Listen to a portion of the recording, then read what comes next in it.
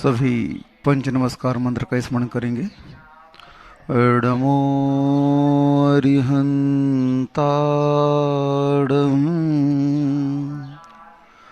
एडमो सिद्धाडम,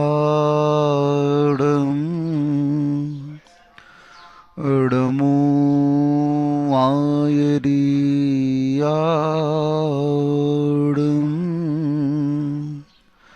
एडमो वज्झायाडम,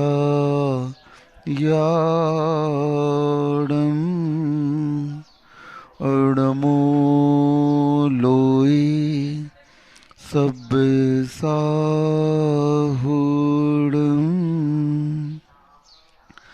हानित घटती आयु है पर पाप मति घटती नहीं, आई बूढ़ोती पर विषय से कामना हटती नहीं।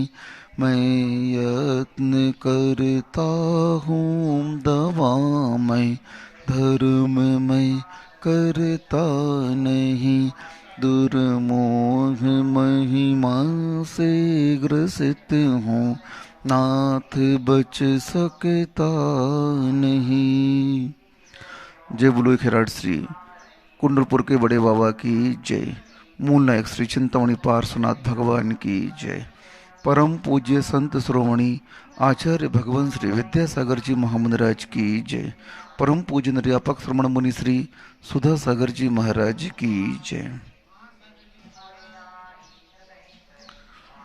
गीत उसी का है जो गाना जानता है। पंडित जी ध्यान से सुनो। गीत उसी का है जो गाना जानता है, साज उसी का है जो बजाना जानता है। गीत उसी का है जो गाना जानता है, साज उसी का है जो बजाना जानता है। परमात्मा उसी का है जो पाना जानता है। परमात्मा उसी का है जो पाना जानता है, और जीवन उसी का है जो जीना जानता है। जीवन उसी का है जो जीना जानता है। क्या समझ में आया?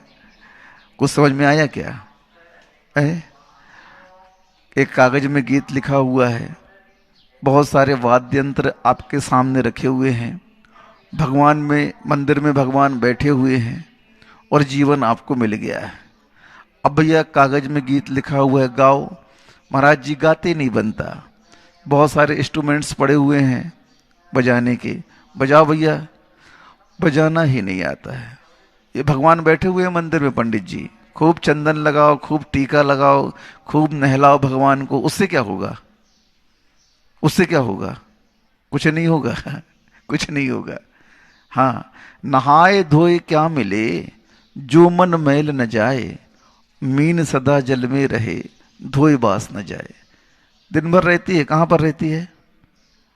जलचर प्राणी दिन भर जल में रहता है, नहाता रहता है। तुम भी नहा लो, खूब भगवान को नहला दो, उससे क्या होगा? जब तक आत्म विशुद्धि नहीं बढ़ती है तब तक किसी भी कार्य का रस नहीं आने वाला। रुचि से अगर भोजन भी नहीं करो ना तो उसमें स्वाद नहीं आता है। अच्छी रुचि न हो, भूख नहीं लगी हो तो 56 भोग भी नीरस जैसे लगते हैं, उसमें आनंद की अनुभूति नहीं होती है। जब सामान्य क्रिया में रुचि के अभाव में आनंद की अनुभूति नहीं होती है तो फिर आत्मा के बारे में तो हम क्या कह सकते हैं? उसमें तो रुचि लेना ही होगा। हाँ, उसमें रुचि नहीं लोगे तो उसमें भी अनुभूति आपको आएगी नहीं, उसमें रस नहीं आएगा। और आत्मा तो एक ऐसा सब्जेक्ट है, एक ऐसा विषय है जिस विषय को अभी तक छुआ ही नहीं है अधिकांश लोगों ने। विश्व में कितने लोगों ने आत्मा के विषय में जानने का पुरुषार्थ किया? आप लोग स्वयं अपने जीवन में देखिए, जिस सांसारिक जीवन में आप जी रहे हो, कब आपको ऐसा लगा कि मुझे अपनी आत्मा के बारे में विचार करना है, मुझे अपनी आत्मा के बारे में चिंतन करना है, मुझे अपनी आत्मा के बारे में उसके विकास के लिए अब ध्यान आदि करना है।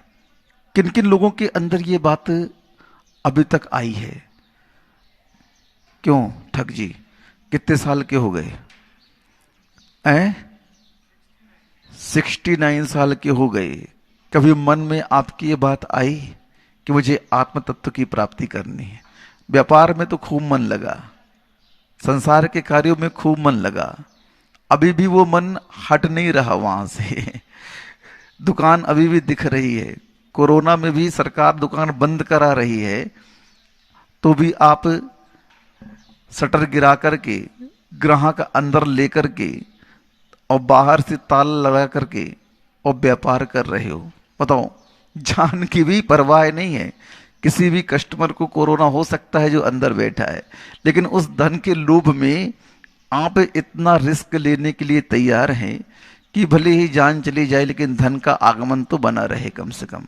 अब बताओ, यही रुचि अगर आत्मा के विषय में हो जाए, यही आत्मविश्वास अगर आत्मा के बारे में जाग जाए, तो वह दिन दूर नहीं कि आप उस आत्मा का साक्षात्कार न कर लो। ये विश्वास हमारे अंदर जग ही नहीं पा रहा है। आत्मकल्याण की भावना के विचार हमारे अंदर उत्पन्न ही नहीं हो पा रहे हैं। बड़ी विडंबना है इस कलिकाल की। क्या विडंबना है? हम इस संसार में आने के उपरांत में हर चीज से हमने कंपटीशन किया, हर चीज से हमने प्रतिस्पर्धा की, नहीं की क्या? हर चीज का हमने प्रदर्शन किया और हर प्रतिष्ठा को हमने प्राप्त करने का पुरुषार्थ किया। प्रदर्शन, प्रतिष्ठा, प्रतिस्पर्धा, ये संसार के अंग हैं। क्या है? और संसार में आने के उपरांत व्यक्ति बस इसी में लगा रहता है। प्रतिस्पर्धा कर रहा है। आज किससे कर रहा प्रतिस्पर्धा? अपने ही लोगों से कर रहा है, संसार के बारे में कर रहा है। लेकिन उससे होगा क्या? तुम कितनी भी प्रतिस्पर्धा कर लो, तुम कितनी भी प्रदर्शन कर लो और तुम कितनी भी प्रतिष्ठा प्राप्त कर लो, संसार में व्यक्ति जब जन्म लेता है, संसार में जब आता है, तो यहां पर आने के बाद में संसार के बहुत सारे दुख उसे झेलने पड़ते हैं। व्यक्ति जन्म से गरीब भी हो सकता है और धनवान भी हो सकता है। बड़ा होने पर वह बुद्धिमान भी हो सकता है और बुद्धिहीन भी हो सकता है। कैसी भी संभावनाएं कर्म के उदय से उसके जीवन में आ सकती हैं। लेकिन संसार में चाहे व्यक्ति बुद्धिमान हो, चाहे मूर्ख हो, पागल हो, चाहे धनवान हो, चाहे दरिद्र हो, चाहे उच्च जाति का हो, चाहे नीच जाति का हो, चाहे विदेश का हो, चाहे भारत का हो, चाहे किसी भी राज्य प्रांत का हो, किसी भी भाषा भाषी को जानने वाला हो, तीन चीजें सभी के साथ सामान्य होती हैं: जन्म, जरा और मृत्यु। इसमें कोई प्रतिस्पर्धा नहीं है, कोई कंपटीशन नहीं है, कोई प्रदर्शन नहीं है। बताओ क्या है इसमें? राजा है तो उसे मृत्यु नहीं आएगी क्या? वो जन्म से दुख, जन्म के दुख से बच जाएगा क्या? बुढ़ापे का दुख उसे नहीं देखना पड़ेगा क्या? ये तीन चीजें सभी में कॉमन है। कैसी हैं? कॉमन है, इक्वल है, और उसी से व्यक्ति डर नहीं पा रहा। जैन धर्म इसी बात को आपको बता रहा है कि बंधुओं, जो सब में समान है ना, यही सबसे बड़ा दुख है। जन्म, जरा, मृत्यु, ये सबसे बड़ा दुख है। और दुख तो किसी के ऊपर नीचे हो सकते हैं, क्वालिटियों में फर्क पड़ सकता है, लेकिन इनकी क्वालिटियों में कोई फर्क नहीं पड़ेगा। जन्म, जरा और मृत्यु तो सबकी एक सी होगी, और संसार के सभी प्राणी इससे भयभीत हैं। आप मरना चाहते हो क्या? आप बूढ़ा होना चाहते हो क्या? अभी एक प्रकाशन आ जाए, एक एडवर्टीजमेंट आ जाए कोई भी कि भाई इतने करोड़ रुपए लगेंगे और एक औषधि बाबा जी ने निर्माण की है और उस औषधि को खाते ही आप बूढ़े नहीं होगे तो क्या करोगे आप लोग बताओ? आप सारी ताकत लगा दोगे उस धन को कमाने में, जिस धन के माध्यम से वो औषधि हमें प्राप्त हो जाए। लेकिन देखो, कर्म का खेल देखो।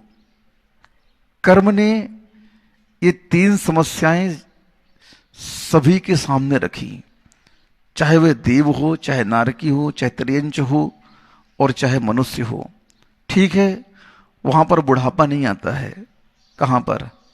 देवों में। लेकिन वृद्ध तो वो भी होते हैं अपनी आयु से।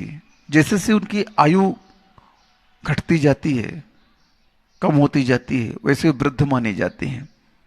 आगम में प्रसंग आता है, जब कोई नए देव वहां पर उपासकीय में जन्म लेते हैं तो वृद्ध देव, वृद्ध मतलब शरीर से वृद्ध नहीं होते वो लोग, आयु से वृद्ध होते हैं।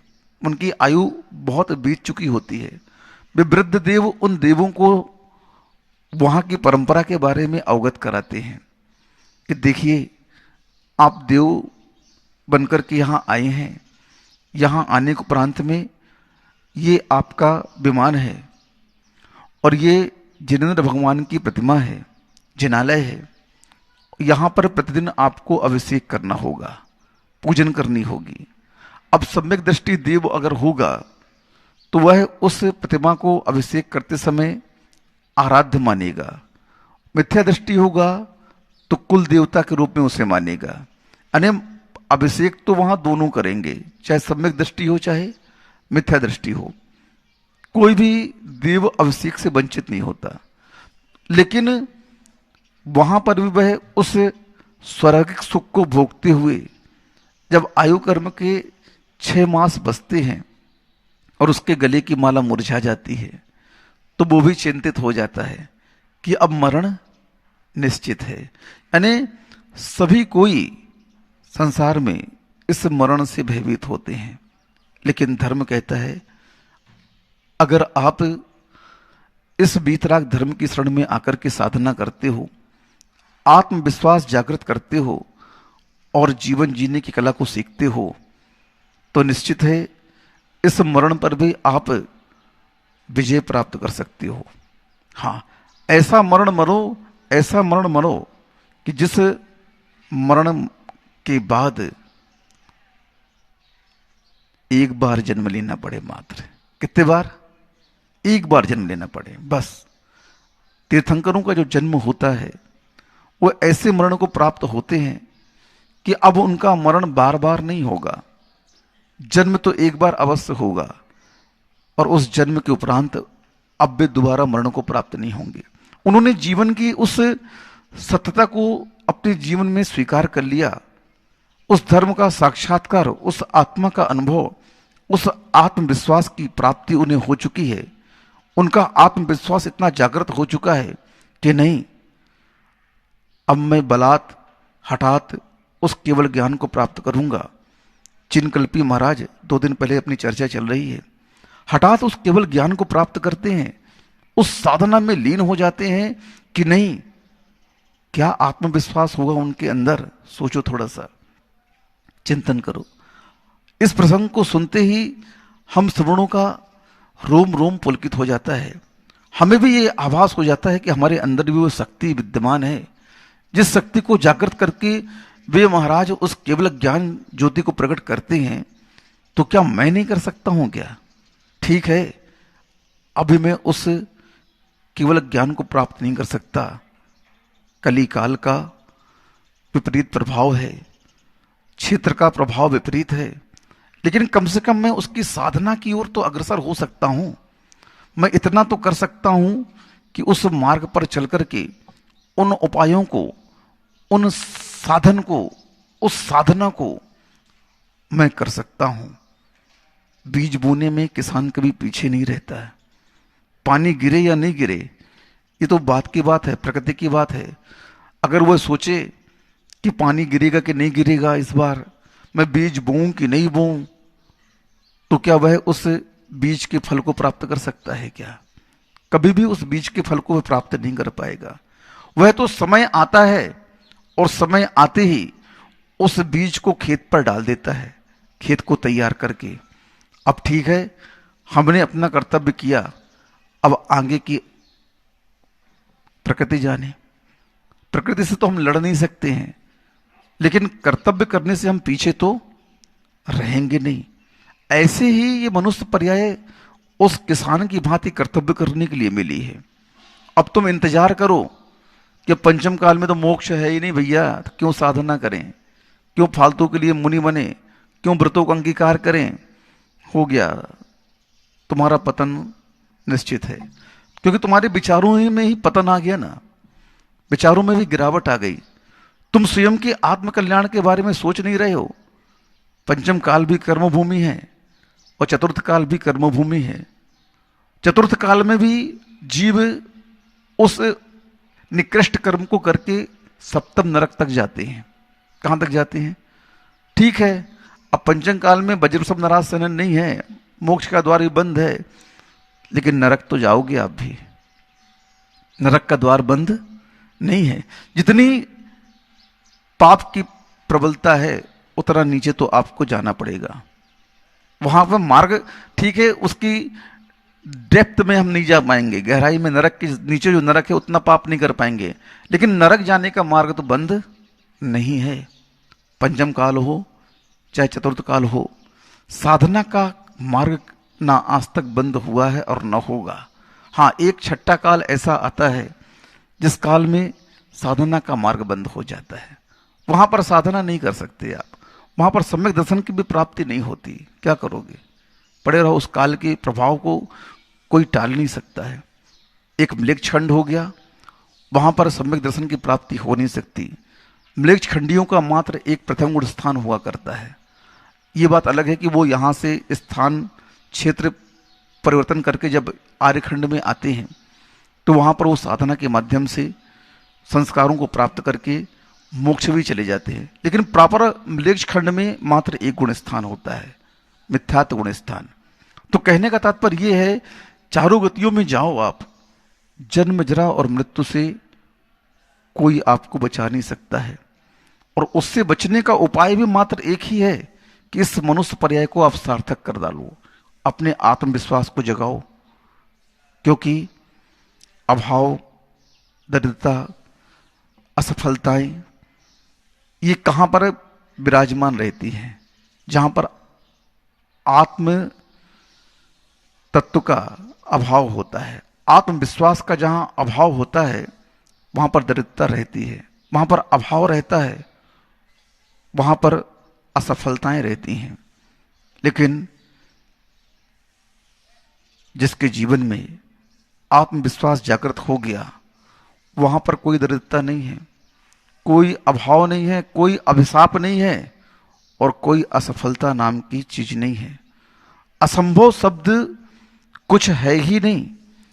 असंभव से आ हटा दो तो क्या हो जाएगा? संभव हो जाएगा। बस आपके अंदर वो शक्ति है, उस आत्मविश्वास को आप जागृत करो। वह स्वर्णिम सुबह आपकी प्रतीक्षा कर रही है। अपने आप को आप जंग लगा लोहा मत मानो भाई। हाँ, हताश नहीं होइए आप लोग, निराश नहीं होइए जीवन से। आप तो वो पारसमणि हो जिस लोहे को छू लो तो वो क्या बन जाएगी? स्वर्ण बन जाएगी। अभी हम जब आप लोग जैसे थे, उस पर्याय में थे, तब तक हमें कोई नमस्कार नहीं करता था। करता था क्या? बताओ। थे तो मनुष्य ही ना। और अभी भी हैं क्या हम लोग? जितने भी साधु समाज में हैं वो क्या हैं? भगवान थोड़ी हैं, है मनुष्य। और मनुष्य आए भी कहां से? साधु की जो जन्म होता है श्रावक पर्याय से होता है। आप जैसे माता पिता थे, आप जैसा परिवार था, उस परिवार में भी हमने मनुष्य पर्याय के रूप में जन्म लिया। संसार के उस सुखों को, उन दुखों को, उन भोगों को भोगा। जब असलियत सामने आई, सच्चाई समझ में आई, तो हम लोग कहाँ आ गए? अपने उस आत्मकल्याण के मार्ग पर आ गई। तो हमें समझ में आ गया ना जल्दी कि भैया इस मार्ग पर कहाँ कहाँ भटकेंगे। क्योंकि संसार का मार्ग राजमार्ग नहीं है, पगडंडियों का मार्ग है। और पगडंडियों में व्यक्ति हमेशा भटक जाता है। और वही हो रहा है। आप लोग भी भटके तो हो, सुलझे हुए हो क्या कि उलझे हुए हो? हैं? उलझे हुए हो। चलो, कम से कम इस बात को तो आपने स्वीकार कर लिया कि हम लोग उलझे हुए हैं। बस ये टेस अंदर बैठ जाए अपने कि मैं संसार में उलझा हुआ हूं और मुझे संसार में सुलझना है। मुझे भी उस पद को प्राप्त करना है, मैं भी आगे बढ़ना चाहता हूं, बस इतना आत्मविश्वास। बढ़ो नहीं बढ़ो ये अलग बात है। सुन रहे हो? आज आप भावों से सबसे ज्यादा दरिद्र हो। किससे दरिद्र हो? आज व्यक्ति सबसे ज्यादा दरिद्र अगर किसी से है तो अपने परिणामों से दरिद्र है, अपने भावों से दरिद्र है। क्यों? आपके अंदर स्वयं के कल्याण के परिणाम नहीं हो रहे हैं। बस ये दरिद्रता है आपकी, ये अभाव है आपके जीवन का, और यही आपके पतन का कारण है। आप नीचे क्यों गिर रहे हो? इसीलिए गिर रहे हो क्योंकि ऊपर उठने का साहस आपके मन में भी नहीं है अभी। आप पाप में क्यों लिप्त हो? क्योंकि पाप से बचने का आप पुरुषार्थ नहीं कर रहे हो। हां, कायरता जिनके चेहरों का श्रृंगार करती है, कायरता जिनके चेहरों का श्रृंगार करती है, उन चेहरों पर मक्खी भी बैठने से इनकार करती है। क्या कहा? भैया जी सुनने से कुछ नहीं होगा। हां, सुनने से कुछ नहीं होगा। उस कायरता को हटाने का पुरुषार्थ करो। कायरता है क्या? आचार्य सिंह ने एक बार कहा कायरता के बारे में, कायरता, नमोस्तु स्वामी जी, नमोस्तु। कायरता, कायरता इति कायरता, जो अपने काय में रत है। किसमें रत है? हां, जो अपने काय में रत है, मात्र काय के बारे में सोच रहा है, मात्र शरीर के बारे में सोच रहा है, शरीर के संबंधों के बारे में सोच रहा है, वह सबसे बड़ा कायर है। कौन है? कायर। तो कायरता जिनके चेहरों का श्रृंगार करती है, उन चेहरों पर मक्खी भी बैठने से इनकार करती है। नहीं बैठती मक्खी उनके चेहरों पर। क्या करे? कायर आदमी है, सहनशील नहीं कर पाएगा। सहनता इसके अंदर है नहीं, समता इसके अंदर है नहीं, मुझे मार देगा अभी फट से। हाँ, जीवन की असफलता किसी के कारण नहीं होती है। जीवन में हम जब कभी भी असफल होते हैं तो अपने उस गिरे हुए परिणामों के माध्यम से ही असफल होते हैं। हमारे परिणाम हमें असफल बना देते हैं, हमें कायर बना देते हैं, हमें निराशा की जिंदगी जीने के लिए विवश कर देते हैं, दरिद्रता की जिंदगी जीने के लिए विवश कर देते हैं, और हमारा अंत उस सामान्य प्राणियों के जैसे जीवन में हो जाता है और हम आगे कुछ भी विकास नहीं कर पाते हैं। आप लोग संसार के विकास को विकास मानते हो, उस प्रतिष्ठा, उस प्रदर्शन, उस प्रतिस्पर्धा में आगे निकल गए। अरे मैंने इससे प्रतिस्पर्धा कर दी, मैं आगे निकल गया, मेरा प्रदर्शन देखो लोग देख रहे हैं, मेरी प्रतिष्ठा देखो लोग देख रहे हैं। बस ये तीन आत्मिक रोग हैं संसार के, प्रतिष्ठा, प्रतिस्पर्धा और प्रदर्शन। पूरा संसार इस रोगों से ग्रसित है, और जब तक इस रोग से आप छुटकारा पाने का, या इस रोग को पहले रोग मानो, अभी तक तो रोग नहीं माना पहली बात तो पहले इन तीनों को रोग मान करके जो इससे बचने का पुरुषार्थ करता है, वही जीवन में आत्मविश्वास पैदा कर सकता है, और वही व्यक्ति जीवन में सफलता प्राप्त कर सकता है। इसके विकास को हमारे यहाँ विकास नहीं कहा है, ये तो आपकी हार है। क्यों?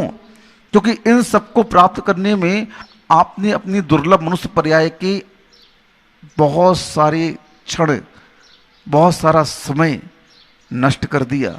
जिन समयों को आपको साधना करने के लिए लगाना था, जिन समयों को आपको मोक्ष मार्ग पर आगे बढ़ने के लिए लगाना था, उन समय को आपने इन कार्यों में व्यतीत हो गया।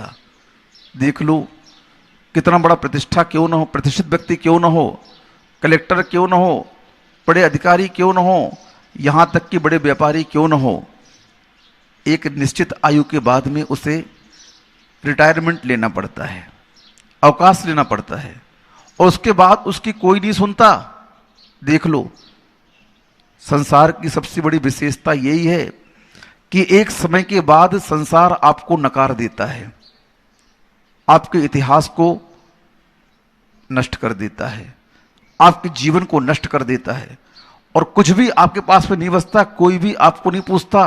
हां, जब तक आप पद पे थे आपको लोग कलेक्टर कहते थे, सलूट मारते थे। रिटायर होने के बाद उस कलेक्टर की जिंदगी देखो, चपरासी से गई बीती रहती है, कोई पूछता नहीं है, और यही बात उसको खा लेती है। अब मैं क्या करूं दिन भर। लेकिन देखो, जिसके जीवन में धर्म होता है, सच्चाई होती है, धर्म कहता है मुझे किसी की आयु से कोई मतलब नहीं है। तुम 80 साल के हो गए, मुझे मतलब नहीं है। आदिनाथ भगवान तो जब जीवन के 1 साल बचे, 84 लाख पूर्व आयु थी, 83 लाख पूर्व भोगों में नष्ट कर दिए उनने तो। फिर भी देखो, जब एक पूर्व की आयु बची, आपके हिसाब से 1 वर्ष की आयु बची, कितनी बची? हाँ, तब उन्होंने दीक्षा ली और धर्म प्रभावना की। धर्म कहता है तुम अगर अपने आयु पूर्ण होने के अंतर मुहूर्त पहले भी मेरी शरण में आ जाओ और ये कह दो कि मैं अब आजीवन चारों प्रकार के आहारों का त्याग करता हूं, संलिखना लेता हूं, बस धर्म तुमको स्वीकार कर लेगा। क्या कर लेगा? इतना साहस अगर तुमने जीवन के अंत में भी जुटा लिया, इतना सत्य धर्म की शरण में अगर अंत में भी आपने कह दिया, तो धर्म कहता है मुझे तुम्हारा जीवन स्वीकार है। अंजन चोर ने क्या जिंदगी भर धर्म किया क्या? बताओ। जब मृत्यु का समय आया तो उसने आड़म ताड़म कुछ न जानम श्रद्धान किया और धर्म की शरण में अपने आप को समर्पित कर दिया। विद्या आ गई उसके पास में। बड़े बड़े विद्याधर, बड़े बड़े साधक जब साधना करते हैं तो उस साधना की जब चरम सीमा होती है तो एक विशेष भय उस साधक के सामने आता है। वो विद्या एक विशेष भय को लेकर के आती है और उस भय से अगर वह साधक भयभीत हो जाता है तो वह विद्या फिर उसके पास नहीं आती, वापस चली जाती है। जब मेरे आने से ये भयभीत हो गया तो ये मेरे को रख कैसे पाएगा? बताओ। वहां तुम भयभीत हो गए, या तो उस विद्या के माध्यम से तुम्हारा मरण हो जाएगा या फिर वो विद्या आपको सिद्ध नहीं होगी। और वह व्यक्ति जो साधना से उसको सिद्ध कर रहा है, उस समय अगर डरता नहीं है तो वह विद्या उसके चरणों में नतमस्तक हो जाती है। ये क्या है? यह है आत्मविश्वास, यह है श्रद्धान कि नहीं, मैं कभी भी भयभीत नहीं होऊंगा मरण से। मरण तो आना ही है, लेकिन मैं इस मरण को भी जीतूंगा और अंत में इस जीवन को धर्म की शरण में सौंप करके कि अब मैं सभी प्रकार के आहारों का त्याग करके इस मृत्यु को आलिंगन करता हूं, इसको मैं स्वीकार करता हूं, देखता हूं ये मुझे कैसे मारेगी। बस कर्म तो श्वान की भांति होता है। तुम जितना दौड़ोगे श्वान उतना दौड़ाएगा, और तुम रुक गए तो श्वान भी रुक जाएगा। कर्म भी ऐसा है, हम जितना जितना इसके पीछे दौड़ेंगे इतना इतना ये दौड़ाएगा मुझे, और तुम थोड़ा सा विराम कर लो, बस कुछ नहीं, वो भी विराम ले लेगा। कर्म बनता कब है?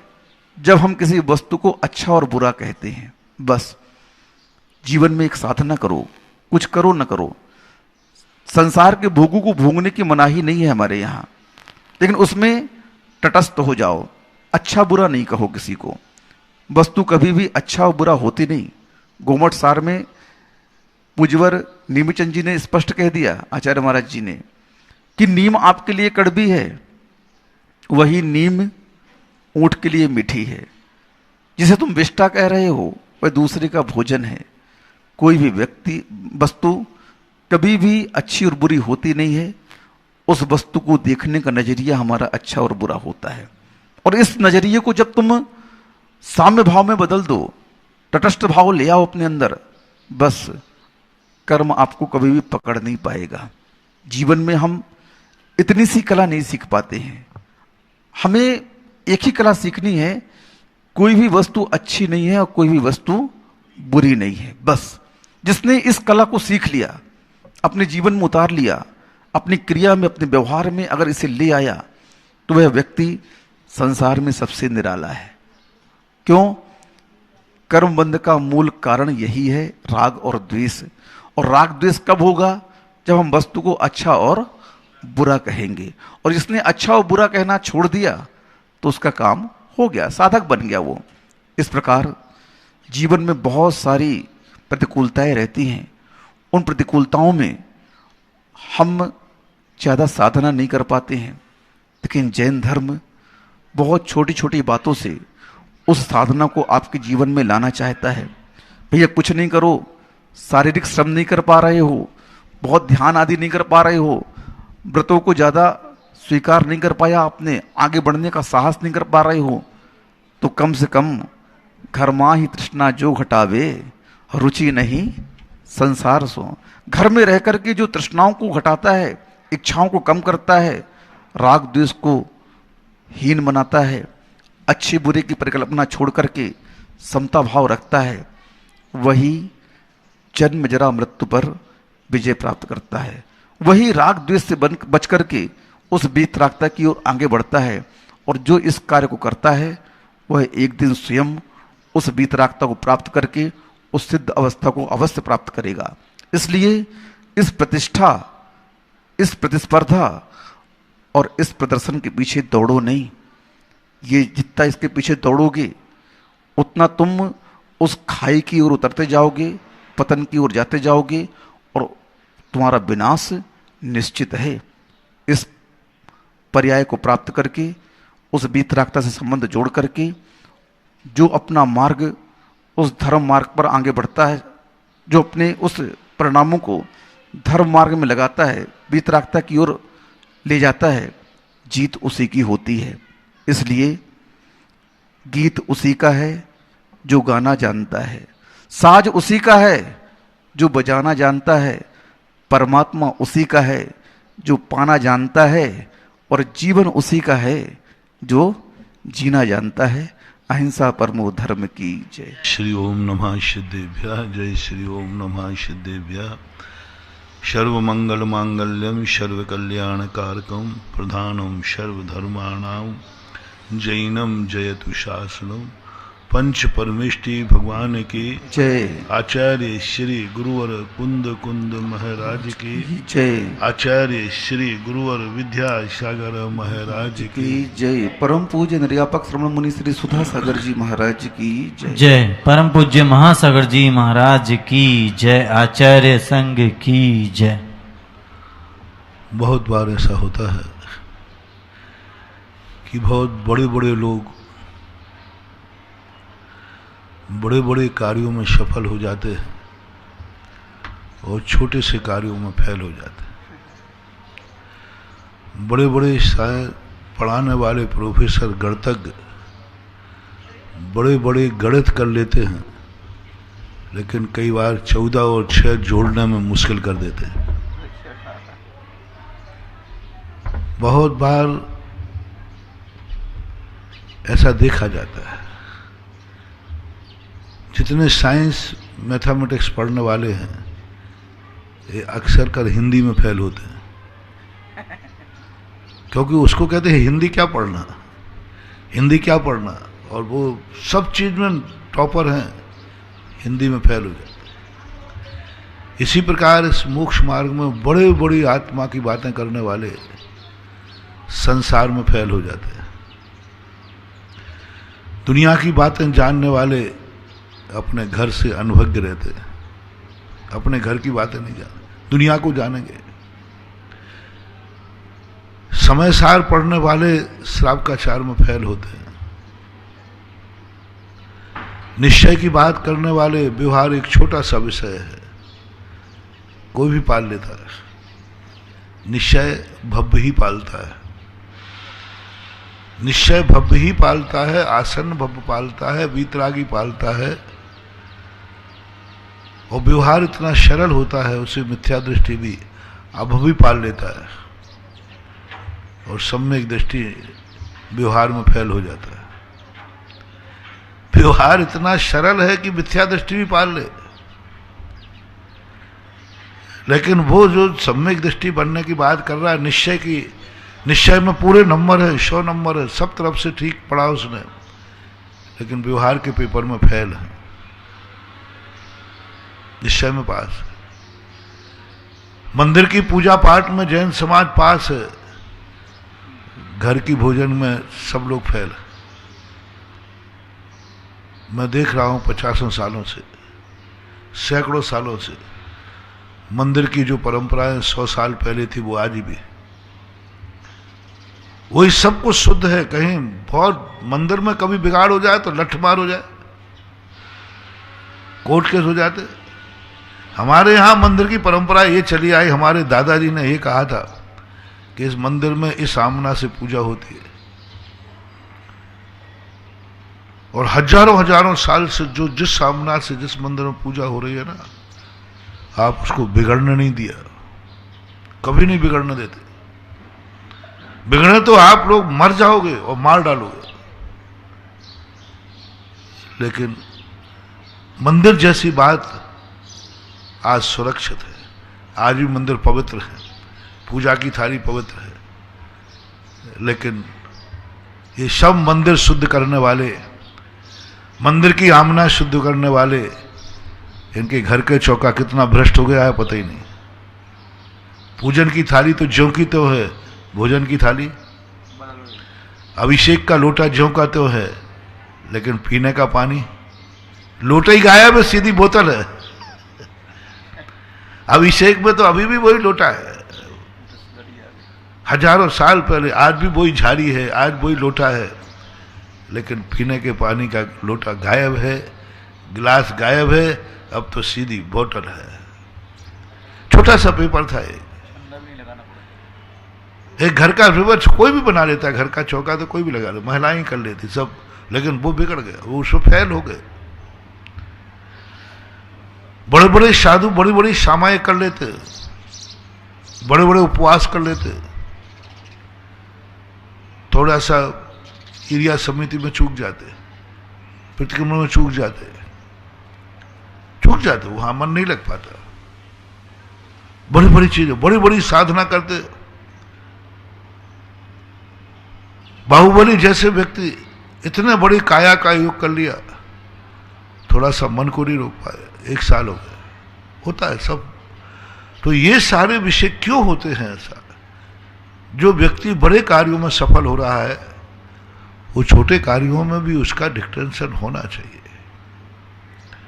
बड़े बड़े कार्यों में तो तुम मेरे से कुछ भी करा लो, छोटे बड़े आदमियों के पास करोड़ों अरबों की संपत्ति होती है, लेकिन जेब में सब्जी के पैसे नहीं होते। बड़े आदमी के जेब काटता नहीं व्यक्ति, वो कहता है कि जिसके पास जेब हो गई नहीं। बड़े आदमियों की जेब होते ही नहीं, वे जेब में कुछ रखते ही नहीं। पैसा करोड़ों का है, अरबों के चेक कट रहा है ना, बड़े पैसा है, सब कर्मचारियों के पास है, सब मुनीमों के पास है। बड़े आदमी से आप कभी मांगना कि 100 का नोट देना, तो मुनीम से कहा मुनीम इनको 100 का नोट देना। वो मुनीम वो कुछ देगा ही नहीं, उसके पास कुछ है ही नहीं, रखते ही नहीं। ऐसा ही आज अपने जैन समाज की, जैन धर्म की हो रही है। जैन धर्म में लोग बहुत ऊंचे पहुंच गए, लेकिन नीचे की जमीन उनके पास है ही। छोटी सी बातें हैं, अभी अपन बहुत छोटे से पुराण पढ़ रहे हैं। बड़े बड़े पुराण, पद्म पुराण, हरिवंश पुराण, ये तो सब हमने खूब पढ़ लिए, लेकिन अभी जो हम पुराण बता रहे हैं, उन पुराणों में तुम फेल हो। ना तुम सच्चे मायने में मनुष्य हो, न सच्चे मायने में आर्यपुत्र हो, न सच्चे मायने में बाप हो, न बेटा हो, न पति हो, न पत्नी हो, न ब्याई जी हो, न रिश्तेदार हो। ये सब कथन हो। अब सबको छोड़ करके मैं कल अपनी चर्चा चली थी, तुम ऐसा कोई परिचय बताओ। मनुष्य तो सभी है, तुम कौन से मनुष्य हो?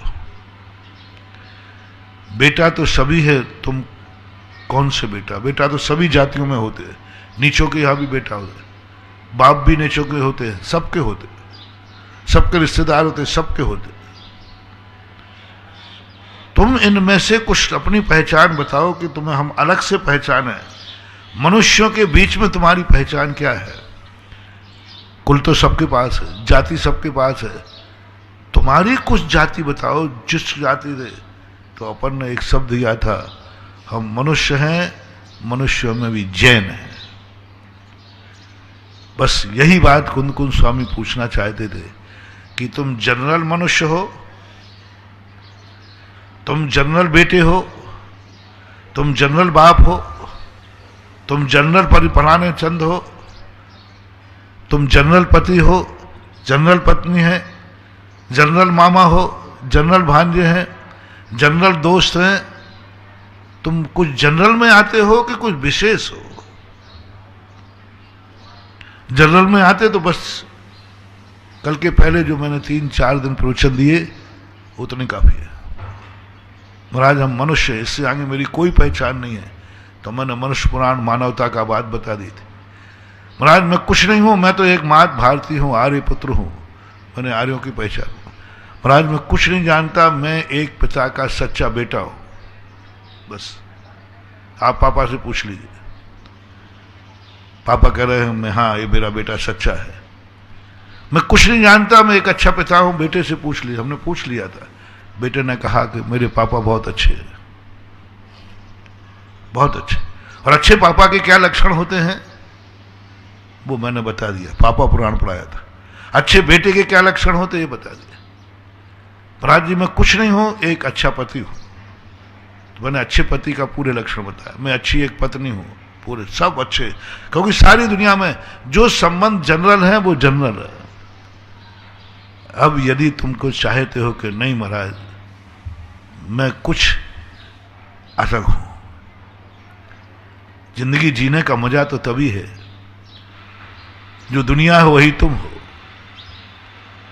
जो दुनिया कर रही है वही तुम कर रहे हो, दुनिया जो सोच रही है वही तुम कर रहे हो। जैनाचार्यों ने इसकी बड़ी निंदा की।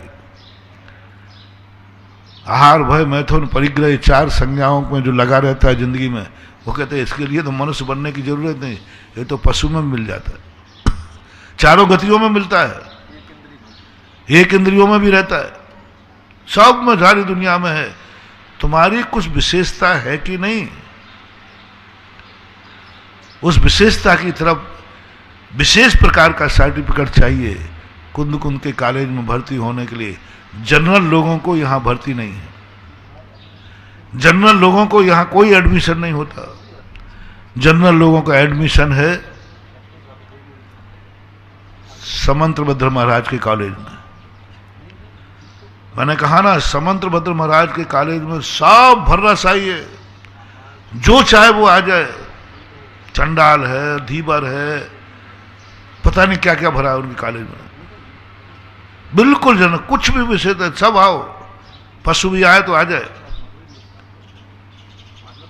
शुकर पहुंच जाए उसी का एडमिशन है, चिड़िया पहुंच जाए, सब पहुंच जाए, इनका सबका एडमिशन। वहां कुछ भी नहीं, जात पात पूछे नहीं कोई, हरि को भजे सो हरि को। समंतभद्र तो कहते हमें कोई लेना देना नहीं है, तुम तो आ जाओ, हमारे यहाँ सबको एडमिशन है, कुछ नहीं चाहिए। फेल भी हो तो कोई बात नहीं, आ जाओ, हम ट्यूशन लगा देंगे, पास करा देंगे, गुरु कृपांक हो तो चल जाएंगे। समंतभद्र महाराज, मैंने देखा समंतभद्र महाराज को। लेकिन जब व्यक्ति कुंद कुंद महाराज के कॉलेज में भर्ती होने को गया, तब उसको भर्ती नहीं हुई। तब वो लौट करके पहुंचता है समंतभद्र महाराज के पास कि प्रभु आपके कॉलेज के जितने सर्टिफिकेट लेके गया वे सब मान्य नहीं किए गए। आपके कई लोग मानते हैं, कई स्कूलों के, कई कॉलेजों के सर्टिफिकेट मान्य नहीं होते। वहां से पास किया, वो मालूम है कैसे पास किया होगा। बुंदेलखंड में, एक झांसी में बुंदेलखंड विश्वविद्यालय है, वहां का कोई सर्टिफिकेट मान्य नहीं किया जाता, क्योंकि वे जानते हैं कि यहां जो कुछ भी हुआ होगा सब ले दे करके सर्टिफिकेट बन जाते हैं, नकल हो जाती, पेपर ही आउट हो जाते, क्योंकि वहां इस प्रकार का वातावरण बना हुआ। तो वहां नहीं, तो समंतभद्र महाराज जान गए कि ये तुम किस कॉलेज में गए थे, उस कॉलेज में जो जनरल पढ़ाई तुमने पढ़ी है, इस पढ़ाई से काम नहीं चलेगा। एक कोर्स और है मेरे पास, वो कोर्स तुम्हारी योग्यता नहीं थी, इसलिए मैंने नहीं पढ़ाया। अब तुम्हें यदि जाना है तो एक स्पेशल कोर्स करना पड़ेगा, क्योंकि कुंद कुंद स्वामी कहते हैं कि तू मनुष्य है कि मनुष्यों में कुछ अलग पहचान है तेरी। तुम अपने आप को अभी जैन बनने का कोर्स करो। कुंद कुंद स्वामी जैनी को ही प्रवेश देंगे, जनरल को प्रवेश नहीं। तुझे जैन बनना पड़ेगा, जाति से जैन नहीं, गुणों से, आचरण से, विचारों से। तो क्या तुम जैन बनने का कोर्स पूरा करोगे? तो जैन बनने का कोर्स करना ही पड़ेगा। कोई भी हो, सबको जैन बनने का कोर्स। कुंद कुंद के पहले जैन के बिना प्रयोजन। जैन शब्द सबसे ज्यादा मस्ट है यहां। पहला पूछा जाएगा क्या तुम मनुष्यों से हटकर कुछ हो? तुम कहोगे हाँ मैं जैन हूं, तो कुछ थोड़ी बहुत फार्म तो एडमिट कर लिया जाएगा, पहले ही फार्म में देख लिया जाएगा तू मनुष्य में आया है कि जैन में आया है। जैन बनना पड़ेगा। ब्राह्मण हो तो, क्षत्रिय हो तो, वैश्य हो तो, तुम्हारा कुल जाति क्या है मुझे कोई लेना देना नहीं। तुम उसमें जैन कोर्स किया है कि नहीं। तो जैन कोर्स के लिए भी समंतभद्र ने एक सबसे पहला जैन कोर्स कौन, कि जैन शब्द कहां से आया। कल मैंने कहा था ये जैन टाइटल क्या बाप ने दिया? नहीं। कुल से मिला? नहीं। कुल से तो मिलता है यही तुम्हें गदिया है, पाटनी है, कासलीवाल हो, खंडेलवाल हो, ये सब जाति से तुम्हें खंडेलवाल, जयसवाल, पोरवाल, पल्लीवाल आदि ये जाति से मिला, ये जैन से नहीं मिला। जैन शब्द तुम्हारे लिए किसने दिया? कहां से उत्पत्ति हुई? तो जिनेन्द्र देव से उत्पत्ति हुई। तो कल मैंने कहा था हर बेटे को इस संसार में रहने के लिए सबसे पहले अपनी बल्दियत का ज्ञान होना चाहिए। मेरे पापा कौन है, मेरे पिता कौन है। हर स्थान पर ये पूछा जाता है। आज के युग, वैज्ञानिक युग में भी फॉर्म भरते समय पूछा जाता है कि आपके पिता का नाम क्या है। स्वयं के नाम से नहीं चलेगा, पिता का नाम बताओ क्या है, आपकी बल्दियत क्या है। तो क्या आपको मालूम है कि मैं जैन हूं? और सबसे पहले समंतभद्र महाराज ने कहा पापा का नाम सीखो। बच्चे को स्वयं का नाम नहीं सिखाना पड़ता। स्वयं का नाम तो अपन 1000 बार लेंगे तो वो अपने आप सीख जाएगा कि मेरा नाम यह है। पशु ही सीख जाता है। अभी बिजौलिया के अंदर एक बैल था, सांड, उसका नाम बाबूलाल रख दिया। वो बाबूलाल नाम करके वो रुक जाता था। उसको कोई और नाम कहो, बाबूलाल कहो, वो तुरंत रुक जाता, सुनता था। वो कहता मेरा नाम बाबूलाल है। यानी 2-4 से बार किसी भी का नाम लो तो वो अपने आप समझ जाता है कि मेरा नाम यह है। तो समंत है, हाँ जेपी, कुत्ता का नाम जेपी था, वो जेपी नाम सुनता था, उसको कोई मतलब नहीं, वो समझ जाएगा था। इसलिए समंतभद्र महाराज ने ये नहीं कहा तुम्हारा नाम क्या है, उन्होंने कहा ये तेरा नाम जो तू खुद जानता है कि मैं क्या हूं, तेरी बल्दियत क्या है। Must and must. Samantabhadra Maharaj इतने दार्शनिक, उनकी एक एक पंक्ति पर मैं बहुत फिदा हूं। समंतभद्र महाराज का जितना भी मैं सोचना सीखा हूं, समंतभद्र महाराज से सीखा हूं। उनकी कला दार्शनिक है। उन्होंने सारे आचार्यों को मैं देखता हूं आत्मा से शुरू करते हैं, और उन्होंने आत्मा का नाम ही ले लिया। उन्होंने कहा कि नहीं, जैसे एक मां अपने बेटे को उसका नाम नहीं सिखाती तेरा नाम ये है, वो तो उसको मालूम है, बचपन से ही मैं पुकार रहे हैं। जब वो बोल के नहीं जानता था तब से नाम पुकार, वो जान गए अपने आप। लेकिन मां को सिखाना पड़ता है तेरे पापा का नाम क्या है, पापा का नाम सिखाना पड़ता। बच्चा पहले बड़े होते ही आप सबसे पहले उसको क्या परिचय कराते हैं?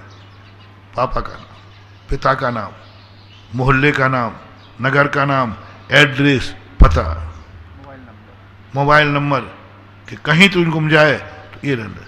बस यही कला पूज्यवर समंतभद्र महाराज ने दी कि तुम इस दुनिया में गुम हो जाओगे तुम मनुष्यों में जाके मिल जाओगे, कोई नहीं पहचान सकता है कि तुम किसके बेटे हो।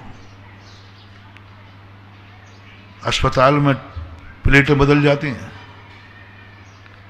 डीएनए नहीं हो तो कोई नहीं कह सकता कि मेरा बेटा नहीं है। तुम कहो कि तुम गोरे हो, जैसे मेरा बेटा गोरा होगा, ऐसा कुछ नहीं है। काले भी होते और कालों के यहां भूरा भी होते, कुछ नहीं है तुम्हारे पास। इस संसार में तुम भटक जाओगे, जनरल में जाके मिल जाओगे। बल्दियसी को रत्नकरण साहब का चार शुरू करते ही क्या पढ़ाई है, देव का स्वरूप क्या है, सबसे शुरू में कथन कर दिया। सम्यक दर्शन की चर्चाएं सब बाद में की, सम्यक दर्शन का स्वरूप बाद में बताया। सबसे पहले उन्होंने कहा कि मैं धर्म की शुरुआत करता हूं, देशयामी समीचीनम धर्मम कर्म निवर्णम संसार दुखता सत्वान यो धरती उत्तमे सुखे। ये कहते ही मैं धर्म बताऊंगा। देखो प्रतिज्ञा कितनी ऊंची कर रहे हैं। मैं धर्म बताऊंगा, बहुत बड़ा धर्म बताऊंगा जो मैं उत्तम सुख पे ले जाए। और बताने बैठ गए कि देखो आपका स्वरूप समझो, भगवान को स्वरूप समझो, बल्दियत समझो। संसार में ना जाने कितने भगवान हैं, ना जाने कितने अच्छे भगवान हैं, कितने खोटे भगवान हैं। संसार में हर व्यक्ति भगवान की दुकान लेके बैठा है, मैं भगवान हूं। हर व्यक्ति भगवान बनना चाहता, भक्त तो कोई बनना ही नहीं चाहता। और कई लोग तो गजब हो जाता है, भगवान बनने से भी उब जाते हैं। एक रजनीश था, वो पहले प्रोफेसर बना, बाद में एक श्रावक बना, उब गया, फिर आचार्य बना। आचरण कुछ नहीं बदला, आचरण कुछ नहीं बदला, जो था वही। फिर उसने आचार्य के स्थान भगवान लिखना शुरू कर दिया। कुछ दिन भगवान चला और भगवान बनने में मजा नहीं, वो ओशो बन गया। वो उपाधि बदलता रहा, अपना जीवन उसने बदला ही नहीं, जीवन जैसा था वैसे ही चलता रहा। इससे समंतभद्र महाराज कहते हैं, तुम बदलो या ना बदलो, पहले तुम अपनी बल्दियत को स्वीकार करो। इसलिए मैंने एक दिन बहुत पहले कहा था, तुम आत्मा को जानते हो या नहीं जानते, तुम परमात्मा को जानते हो क्या? वो कैसा है? वो कैसा है? जैन मनुष्य। आप यदि जैन हैं तो सबसे पहला मस्ट एंड मस्ट को, आप भगवान को जानते हैं क्या? आपका भगवान कैसा है? आपका एड्रेस नहीं पूछ रहा हूं, आपके बाप का एड्रेस पूछ रहा हूं, आपके बाप का नाम पूछ रहा हूं। आप बताएं आपके जैन, यदि आप जैन मनुष्य हैं तो आपको जिनेन्द्र देव का नाम बताना पड़ेगा। वर्तमान में 24 तीर्थंकरों के नाम आपको याद है? पहला सबसे पहले पढ़ो। इसलिए समंतभद्र महाराज ने, कल भी मैंने कहा था, प्रथमान योग पढ़े बिना जो व्यक्ति आगे बढ़ता है वो कभी समय सार को प्राप्त नहीं कर पाएगा। क्योंकि प्रथमान योग ग्रंथों में लिखा है तुम्हारी बल्दियत क्या है। 24 तीर्थंकर, वर्तमान के, अतीत के, भविष्य के, इनकी पहचान क्या है? वर्तमान तीर्थंकरों के हर जैनी बालक के लिए ज्यादा नहीं रटा सको तो कम से कम वो जैन मनुष्यों में भी जैन बन सके। 24 भगवानों के नाम हर बालक को रटाना चाहिए, चिन्ह सहित रटाना चाहिए। ये रटाने के बाद फिर स्वरूप बताना चाहिए कि जिनेन्द्र भगवान का स्वरूप क्या है। पहली क्लास पढ़ा रहे हैं हम, पहली क्लास से चल रहा हूं। 18 दोषों से रहित ये ज्ञान तुम्हें होना चाहिए। जो चाहे आ जाए मैं भगवान हूं, तुम्हें तो पता ही नहीं है, किसी को भी भगवान मान लोगे क्योंकि वहां लिखा है ना भगवान, आप चले जाओगे।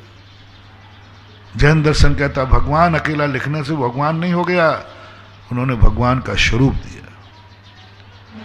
विश्व का पहला दर्शन है जिसने हर चीज की परिभाषा दी, नाम नहीं दिया।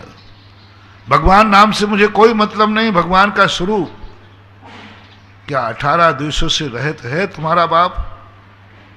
जैन का बाप, मनुष्य का बाप नहीं, बेटे का बाप नहीं। जैन का जो बाप है वो है जिनेन देव, और जिनेन देव का स्वरूप जानते हो आप? 18 दोषों से रहित है। देखो, तुम जब भी तुमसे कहे कोई मैं तेरा बाप हूं, क्योंकि तेरे पास, जैनियों के पास संपत्ति बहुत होती है। बेटे के पास नहीं कह रहा हूं, जैन के पास बहुत बड़ी संपत्ति होती है, अनंत शक्ति का खजाना हो जाता है, सारे जगत में वह सबसे उच्च स्थान पर बैठता है। तो जैनी के लिए, जैनी का भगवान हर व्यक्ति बनना चाहता है, हर व्यक्ति जैनी को झुकाना चाहता है, हर व्यक्ति जैनी को झुकाना चाहता है। बहुत बड़े बड़े कथानक बड़े, और जैनी झुकता नहीं है। दुनिया के लोग कहीं भी झुक जाएं, सम्यक दर्शन और मिथ्या दर्शन की कोई चर्चा नहीं है, कोई चर्चा नहीं। सभी दर्शनकारों ने कहा तुम कहीं भी झुक जाओ, किसी को बाप बनाओ, कोई तुम्हारा भगवान बनाए, सब एक है। हर दर्शनकार ने प्राय यही बात कही। नाम अनेक हैं, भगवान एक है। अद्वैतवाद है ना, अद्वैतवादी के लिए भेद करने की जरूरत नहीं। ये सम्यक, ये मिथ्या, क्या भेद करें? सब एक ब्रह्मा के अंश है, सब भगवान के अंश है, सब उनकी माया है। सम्यक भी उन्हीं का है, मिथ्या भी उन्हीं का है, पुण्य भी उन्हीं का है, पाप भी उन्हीं का है। पुण्यात्मा जीव भी भगवान का अंश है, पापात्मा जीव भी भगवान का, सब भगवान के अंश हैं। वहां सम्यक मिथ्या हो ही नहीं सकता। अद्वैतवादी में कुछ सम्यक नहीं, कुछ मिथ्या नहीं। तुम जहां झुकाओगे वही भगवान का अंश है, तुम जिसको मानोगे वही भगवान है। कण कण में भगवान है, जिस चाय को पूजो सब भगवान का रूप है। पत्थर रख के पूज दो, आपने देखा होगा, एक पत्थर में सिंदूर लगा दो, पूजा चालू हो जाती। भगवान है, कण कण में भगवान है। पेड़ पेड़ में भगवान है, जिस पेड़ के सामने पानी चढ़ा दो। अभी एक बताते कि ऊपर जा रहे तो एक खिजड़ा का पेड़ लगा, उन्होंने कहा महाराज कुछ लोग इस खिजड़े को, पेड़ को भगवान से भी बड़ा मानते हैं और उसकी पूजा करते हैं। यानी भगवान तुम्हारा है ही नहीं, जहां मस्तक झुकाओ वही भगवान है। भगवान कहीं है नहीं, भगवान जहां भक्त नमस्कार कर रहा है भगवान वही है। चाहे पेड़ को कर दे, चाहे नदी को कर दे, चाहे पाषाण को कर दे, चाहे किसी को भी कर दे। एक आले में अगरबत्ती चालू, वहां भगवान। अब उस आले को, आला है, खाली आला है, और कोई वहां अगरबत्ती लगा जाए, फिर देखो आपकी हालत क्या होती। अरे भाई आला है, आला, अरे आला नहीं है, यहां किसी ने नमस्कार कर लिया है, और जहां कोई नमस्कार कर लेता है वहां भगवान होता है। अद्वैतवादियों का ये सिद्धांत है। कितना सरल सिद्धांत है। जहां कोई नमस्कार कर लेता है वही भगवान हो जाते हैं ना। किसके अधीन है भगवान? भक्त के अधीन। नमस्कार, जहां नमस्कार कर ले, आप 2-4 लोग अभी नमस्कार कर लेना बाहर, वहां उससे भगवान चालू हो जाएगा। नमस्कार के बल पर भगवान। नमस्कार जहां भक्त, अब भक्त की औकात कितनी है, भक्त तो पता नहीं कहां कहां झुक जाता है, किनकिर को पूजन लग जाता है। और मैंने सब में देखा, उन्होंने कहा तुम कुछ भी भेद मत करो, सब में भगवान देखो, सब में एक ही भगवान व्याप्त है, एक ही अंश व्याप्त है। सब चाहे तुम कोई भी नाम से पूजो, सब भगवान, सब भगवान। अपने आप को पूजो, बोले अपने आप को भगवान। इस माइक की पूजा चालू कर दो, ये भी भगवान, सब भगवान है। हाँ, दुकानदार अपने ताले को नमस्कार करता है, वही भगवान है उसका। टाइगर चौखट को नमस्कार। हाँ, जो तुम्हारा धंधा है, जो तुम्हें रोजी रोटी, वही नमस्कार। आपके नमस्कार का तो क्या भरोसा, कहां कहां तुम नमस्कार कर लेते हो। तराजू बाट को नमस्कार कर लेते हो। जैन दर्शन थोड़ा इससे हट गया। जैन दर्शन कहता है भक्त जहां नमस्कार कर रहा है, तुम्हारे नमस्कार के कारण भगवान की पहचान नहीं होगी, भगवान की पहचान अलग होती है, तुम नमस्कार करो या न करो। तुम्हारे नमस्कार, तुम्हारी पूजा से, तुम्हारी आराधना से, तुम्हारे भक्त से कोई संबंध नहीं है भगवान का। भगवान का एक इंडिविजुअल अपनी परिभाषा है, उनका एक अपना लक्षण है, कहीं भक्त से नहीं जोड़ा भगवान को। कि किसके कितने भक्त हैं उतना बड़ा भगवान है, किसको कितने नमोस्तु करते हैं उतना बड़ा भगवान है, उन्होंने जोड़ा नहीं। भगवान का एक लक्षण है क्षुत् पिपासा जरातंक जन्मांतक भयस्मया न राग द्वेष मोहास्य यस्याप्तता सा प्रतीतते। नमस्कार के पहले वो भगवान है कि नहीं? नमस्कार के पहले वो भगवान है कि नहीं? वो भगवान का रूप है कि नहीं? पहले जैनी भगवान देखता है कि पहले नमस्कार करता है? दुनिया के लोग नमस्कार करते हैं, फिर सोचते हैं जब मैंने नमस्कार कर लिया तो भगवान हो गई। और जैन दर्शन कहता है पहले भगवान हो तो नमस्कार करो, भगवान हो तो नमस्कार करो। पहले भगवान को देखता है, वो मर जाएगा, नमस्कार करो। बोले नहीं, पहले भगवान कहाँ है? वो समंतभद्र महाराज की घटना अलग चीज है, वो बाद में बताऊंगा। वो भगवान को जानते थे तभी वो प्रकट हुए। यदि वो भगवान को नहीं जानते होते, उन्होंने एक कल्पना की कि मेरा चंद्रपुर भगवान कैसा होना चाहिए, वैसा प्रकट हुए। वो घटना को अभी गौण करता हूं। तो आपको पहले भगवान की परिभाषा रटो। ये जैन मनुष्य, यदि आपको कभी प्रतीति में आई हो मैं जैन हूं, अनुभव में कभी आया हो, यदि आपने अपने आप को मनुष्य ही माना है, तो तुम्हें कल के बाद के प्रवचन से कोई ताल्लुक नहीं है, कोई मतलब ही नहीं। अब प्रवचन मिडिल क्लास में चले गए। तुम प्राइमरी क्लास के विद्यार्थी हो तो प्राइमरी क्लास के हमने 5 साल जो संबंधों को लेके बताया वो चल गया। अब प्रवचन चल रहा है मिडिल क्लास का। आप कौन सी क्लास में आना चाहते हैं? अनुभव बताओ। तुम प्राइमरी के विद्यार्थी हो या मिडिल के? क्या आपने 5वीं कक्षा बोर्ड की दी है? यदि वो सारे संबंधों में आप पास हुए हैं तो आप जैन की क्लास में, मिडिल क्लास में भर्ती हो सके। वो सारे संबंध जो मैंने पहले पूरे संबंध बताए, 4 दिन बताए हैं। अब मिडिल क्लास में आपको कभी अनुभव हुआ कि मैं जैन हूं? 24 घंटे, बहुत बड़ी बात कह रहा हूं, अनुभव। आपको 24 घंटे में अनुभव हुआ होगा मैं मनुष्य हूं, मैं खंडेलवाल हूं, मैं पाटनी आदि हूं, मैं एक बेटे का बाप हूं, मैं अपने पिता का बेटा हूं, मैं एक स्त्री का पति हूं, मैं एक पत्नी हूं, मैं एक ब्याही जी हूं, मैं एक दोस्त हूं। ये सारे अनुभव आपको 24 घंटे में हुए हैं, होते हैं। मैं सुखी हूं, मैं दुखी हूं, मुझे कोरोना है, मुझे बुखार आ रहा है। कितने अनुभव गिनाऊं? तुम रोटी खाते हो, तुम्हें अनुभव में आता मैं ये खा रहा हूं। पानी पीते हो, तुम्हें अनुभव में आ रहा पानी पी रहा हूं। भूख लगती है, तुम्हें अनुभव में आता मैं भूखा हूं। प्यास लगती है, तुम्हें अनुभव में आता मैं प्यासा हूं। कितने अनुभव गिनाऊं जो तुम्हें आता हूं? बस मैं आज एक ही बात पूछता हूं, 24 घंटे में कब अनुभव में आया मैं जैन हूं? मैं जैन हूं, ये अनुभूति कब हुई तुम्हारे लिए? एक दिन 24 घंटे करना वही अनायास।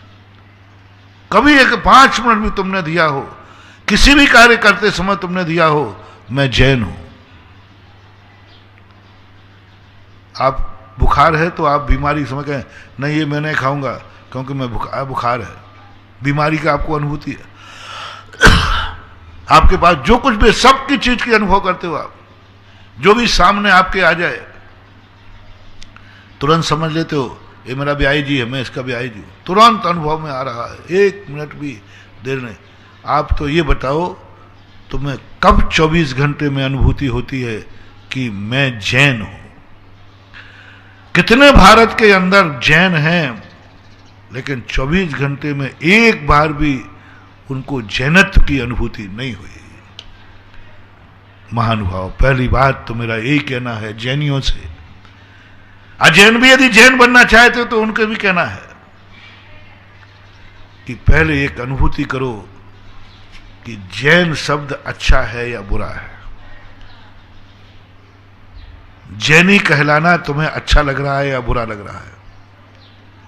गर्व की बात है यदि आपको लगे नहीं मैं जैनी कहलाना चाहता हूं, मैं जैनी बनना चाहता हूं, मुझे जैन शब्द बहुत गरिमापूर्ण है, तो फिर किसी जैनी के आप उसके संपर्क करें। और जैनी लोगों से मैं कह रहा हूं 24 घंटे में कब आपको लगा कि मैं जैन हूं? कब लगा? सोते समय, उठते समय, बैठते समय, खाते समय, पीते समय आपको कब अनुभूति में आए कि मैं जैन हूं? मैं जैन हूं। आपने आंख खोली सुबह उठ करके, क्या मन के खोली? बाप जागा है, बेटा जागा है, मनुष्य जागा है, पाटनी को काशीवाल जागा है, ये सब जागे, किसी ने जगाया है। लेकिन कभी आंख उठती रहा जैन जागा है, मैं जैन हूं, जैन जागा है। और जैन कैसे जागता है? ब्रह्म मुहूर्त है, ब्रह्म मुहूर्त के पहले हमें जागना है। जब तुम्हारे मन में ऐसा भाव आ जाए कि मुझे सूर्य उदय के पहले जागना है, और सूर्य उदय के पहले जाग जाओ, समझ लेना जैन जागा है। जागते तो सभी है, जागते तो सभी है, लेकिन कब जागे हो? जैन बन के जागो। बोले जल्दी क्यों उठ रहे हो? बोले जैन हूं ना। जैन कभी सूर्योदय के बाद नहीं सोता, जैन हो। ऐसी अनुभूति आ जाए, जागो तो जैन बन के जागो। और जागते ही कुछ भी ध्यान नहीं आया, जैनी। जागते ही कुछ भी ध्यान नहीं आया, ना फ्रेश होने का भाव आया, ना लघु शंका का भाव आया, ना परिवार की याद आई, ना कोई टेंशन आया, ना कुछ आया, तुरंत जैन रह गई। नमो रिहंताणम, नमो सिद्धाणम, नमो आयरियाणम, नमो वज्रायाणम, नमो लोहे शबिशावणम। पता चलेगा जैन जागा है।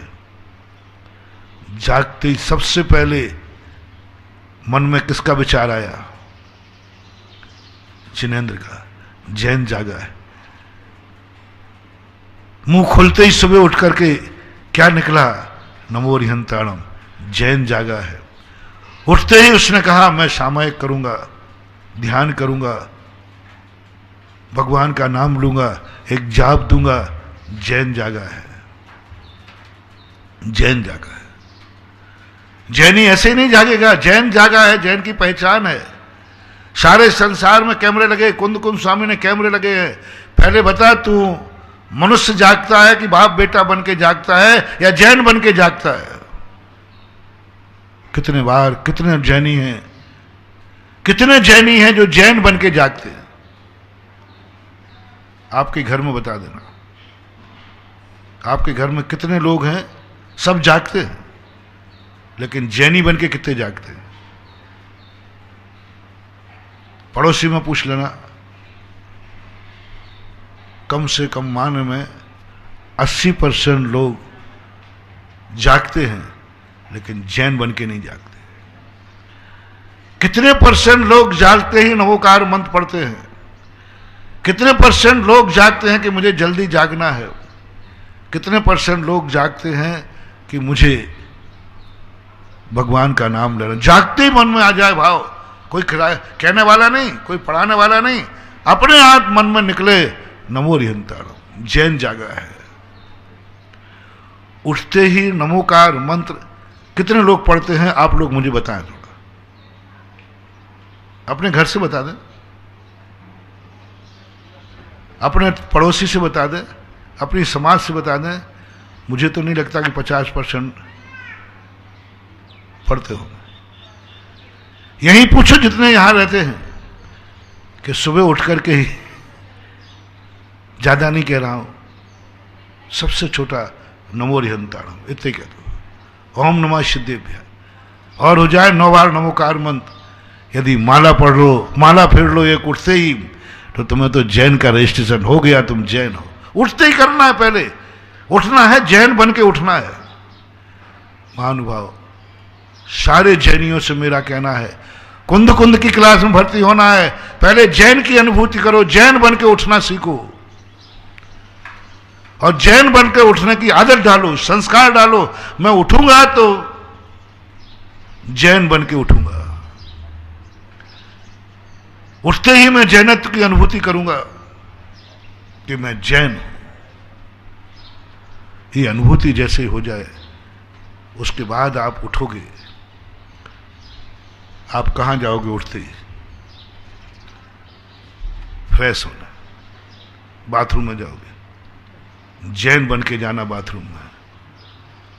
बाथरूम जैनी का है कि नहीं, यदि बाथरूम में जैन गया है, ये तुम्हारी पहचान होना चाहिए।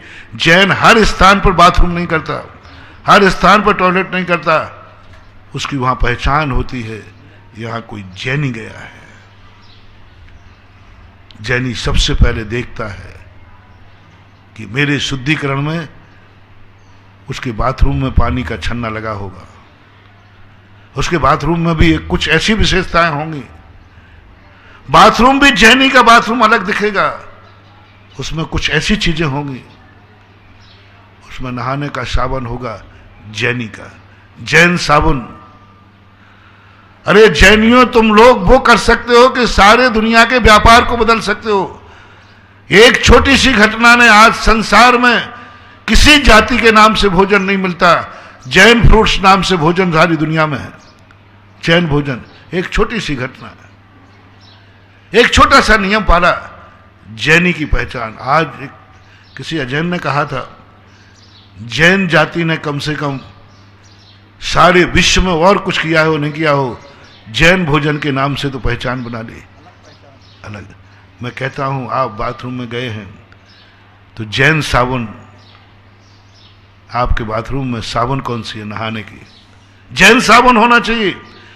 दुनिया जाने कि जैन साबुन, जब भी तुम पूछो वो जो कौन है, तो ये जैन साबुन पकड़िए। अब जैन साबुन कौन सी होती है?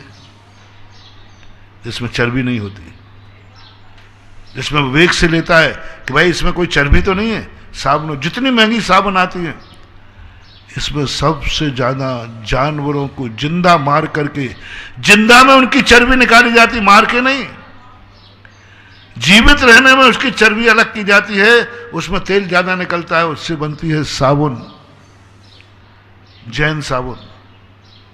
बाथरूम जैनियों का बाथरूम बना रहा हूं, मंदिर ही अकेले जैनियों की नहीं। कल मैंने कहा था, जैन पेपर में तुम्हें पास होना है। कुंद कुंद स्वामी कहते हैं, तेरी जैन साबुन है क्या बाथरूम में? बाथरूम जैन का है कि जनरल है? जनरल है कि जैन बाथरूम है? जैन बाथरूम। वहां एक अलग ढंग की सफाई होगी, जीवों पर ध्यान दिया जाएगा। एक उदाहरण तुम्हें देता हूं, जैन साधु के लिए सभी लघु शंका करते हैं, सभी पोटी जाते हैं, महाराज भी जाते सब, लेकिन जैन साधु की अलग पहचान होती है। जैन हर स्थान पर लघु शंका नहीं करता, जैन साधु हर स्थान पर शौच नहीं जाता, पहचान है। इसी प्रकार जैनी की पहचान होना चाहिए। जैनी सबसे पहले यह देखता है, फिर आप वहां से जब जैनी की पहचान, किस लिए नहा रहे हो? जैनी की पहचान। नहाते सभी हैं, सभी गर्मी के लिए नहाते हैं, सभी फ्रेश होने के लिए नहाते हैं, सभी स्वच्छ होने के लिए नहाते हैं। जैनी का स्नान किस लिए नहा रहे हो? अभिषेक करने के लिए, महाराज को आहार देने के लिए। ये जैन स्नान। कितने लोग हैं जो जैनी हैं और जैन स्नान करते हैं? कितने जैनी हैं? उनकी संख्या तो 1 करोड़ आदि तुम बताते हो, लेकिन जैन स्नान कितने जैनी करते हैं? मैंने दो पहचानें बता दी, एक तो साबुन की, और एक किस लिए नहा रहे हैं, मुझे अभिषेक करना जाना है, क्योंकि बिना नहाए अभिषेक नहीं कर सकता। मुझे प्रभु के दरवाजे जाना है, मुझे महाराज को आहार देना है। मैं बिना नहाए नहीं खाता हूं, मैं बिना शुद्ध भोजन करता हूं, इसलिए नहा रहा हूं। ये जैनी का स्नान है। इसमें कितने लोग पास हो, कितने % पास हो? अब जैन नहाने के बाद जैनी का कपड़ा, नहा करने के बाद कपड़े पहनोगे कि ऐसे ही रहोगे? नहीं नहीं पहनो तो मुझे तो कोई ऐतराज है नहीं, पहनोगे तो पहला कपड़ा, नहाने के बाद हर व्यक्ति फ्रेश कपड़ा पहनता है, नहाने के बाद व्यक्ति नया कपड़ा पहनता है, नहाने के बाद व्यक्ति धुला कपड़ा पहनता है, नहाने के बाद व्यक्ति गंदा कपड़ा नहीं पहनता। ये सारे जनरल में है कि नहीं? नहाने के बाद तुम बासा अंडरवियर पहनते हो कि नया? तुम बासी बनियान पहनते हो कि नहीं? तुम नए कपड़े पहनते हो। ये सारा जनरल है, पूरे दुनिया के मुल्क में सब यही करते हैं। ठीक है, कोई 1-2 दिन का धुला हुआ पहन लेता है, लेकिन पहनेगा, साफ पहनने का प्रयास करेगा। तो तुम भी वही कर रहे हो। नहाने के बाद अच्छे साफ कपड़े, प्रेस किए कपड़े पहन का, जो भी पहनते हो पहनोगे नहीं। तुम्हारे नहाने के बाद जैन कपड़ा पहनोगे पहला, जनरल बाद में। पहले मस्ट एंड मस्ट जैन कपड़ा होगा। और जैन कपड़ा क्या है? नहाने के बाद सबसे पहले मेरे तन पे आएगा तो मंदिर का कपड़ा आएगा, मंदिर का धोती दुपट्टा आएगा, मंदिर के पूजा के तरफ आएंगे, क्योंकि मैं जैन हूं। मेरा पहनने का, नहाने के बाद जो कपड़ा पहनता हूं, मैं जैन कपड़ा पहनता हूं। जैसे ही तुम बाथरूम से निकलो, लोग पहचान जाएंगे, अरे बाथरूम में से जैन निकला है। क्या बात है महानुभाव। दुनिया तो मंदिर में से आया है, इस मंदिर से आया है तो जैनी है। मैं वहां तुम्हें ले जा रहा हूं, तुम बाथरूम में से निकले और लोग कह रहे हैं जैनी है, क्योंकि धोती दुपट्टा पहन के बाथरूम से निकला है। बाथरूम के बाहर एक वो कौन सा रूम होता है? ड्रेसिंग टॉयलेट, बाथरूम पर एक कमरा और बनता है। हम धर्मशालाओं में देख लेते हैं थोड़ा VIP। ड्रेसिंग रूम में धोती दुपट्टा है। ड्रेसिंग रूम में इतना पवित्र वस्त्र रखा है, जब तुम बाथरूम से निकले एक पहचान होना चाहिए, ये जैनी निकला है, क्योंकि नहाने के बाद इसने दूसरा वस्त्र नहीं पहना, धोती दुपट्टा पहना है, मंदिर का धोती दुपट्टा पहना है। कितने % लोग हैं जो जैन वस्त्र पहनते हैं? दिन भर नहीं कह रहा हूं, पहला वस्त्र जैन पहन लो, पहला मंगलाचरण जैन से करो। बीच में तुम अपनी कहानी लिख लेना, बीच में तुम अपना कोई दूसरा वस्त्र पहन लेना जनरल, लेकिन मंगलाचरण जैन वस्त्र। यदि तुम्हें जैन की अनुभूति हुई है तो नहीं, पहला वस्त्र मुझे जैन वस्त्र पहनूंगा। और जैन वस्त्र का मैंने लक्षण बता दिया कि धोती दुपट्टा, वो भी मंदिर का अलग होना चाहिए।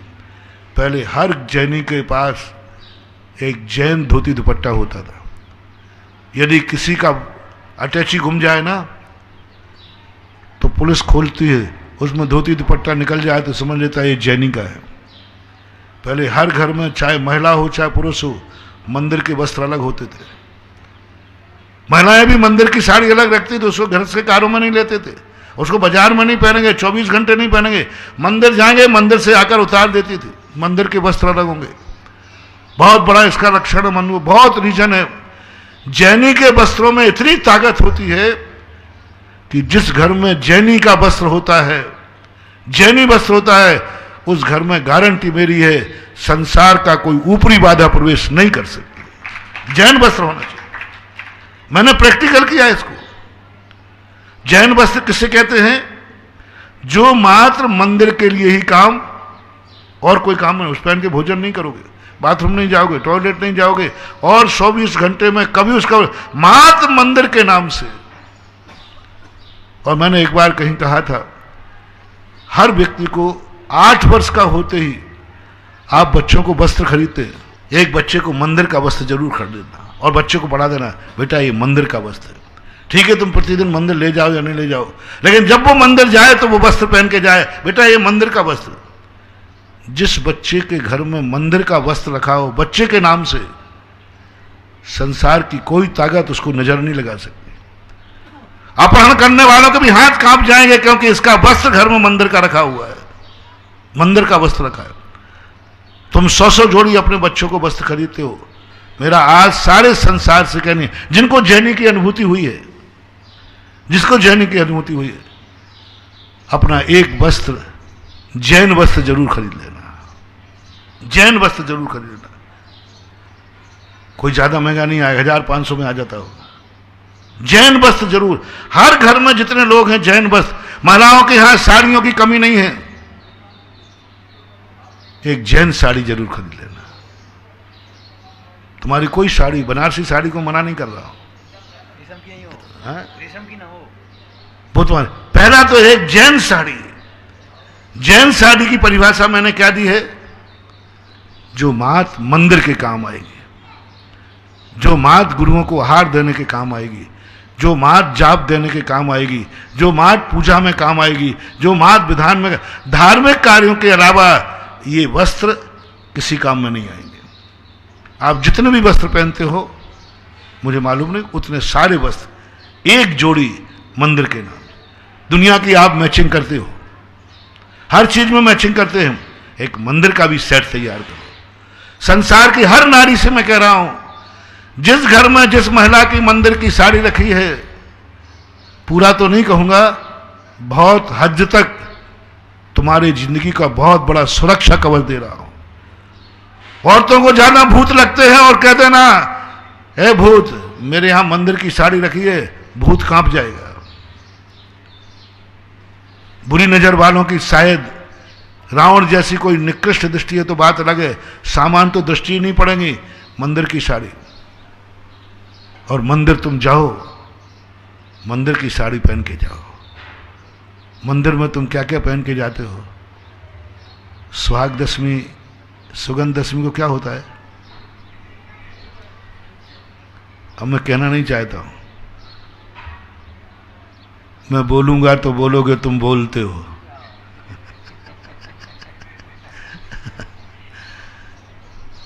क्या स्थिति बन गई तुम्हारी? मंदिर के वस्त्र खत्म हो गए। आज मंदिरों में सबसे बड़ा जो अतिशय खत्म हो रहा है, मंदिर की ड्रेस में व्यक्ति नहीं आ रहे। मंदिर की ड्रेस होना चाहिए, यूनिफॉर्म होना चाहिए।